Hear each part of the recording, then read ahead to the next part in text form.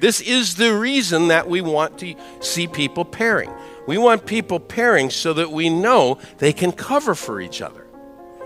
It's your responsibility to make sure that someone can cover for you, so you will invite people to pair with you so that they can learn what your source files look like and where you keep them, what your make scripts are, and how you deal with Git and all that stuff. So that if you go down, somebody can step in and say, yeah, okay, I can take over. Has anybody worked in a team where Bob was the database guy and Bob went down and nothing happened on the database for a month? We're a bunch of programmers. We know how to do this stuff. We just need to cover for each other.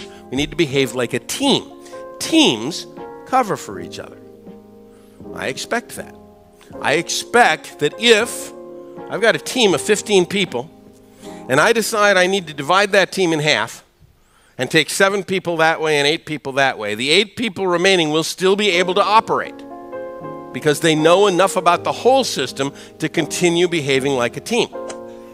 That means they're going to have to share an awful lot of knowledge, probably by pairing. So let's talk about this pairing thing for a bit.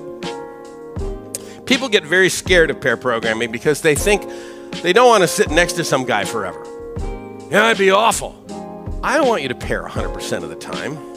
I don't want you to pair 50% of the time.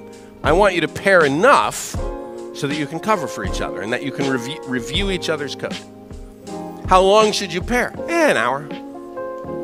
Half an hour, something like that. Pair for, a few times a week. Pair for an hour, hour and a half, something like that. Maybe a couple of times a week. Just enough so that you have enough knowledge to cover for each other and that you're reviewing each other's code. I also think you ought to pair with lots of multiple people. So people should pair on the work that you're doing, and you should pair on the work that other people are doing on a relatively regular basis. And this should all be very informal. I don't want some manager putting a big chart on the wall saying, today Bob will pair with Bill. That's a stupid thing to do.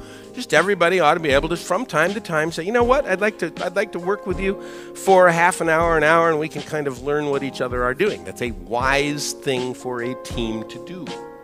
And if you did that, you could probably eliminate most of the code reviews you do, because pairing is a much better way to review code. So keep that in mind.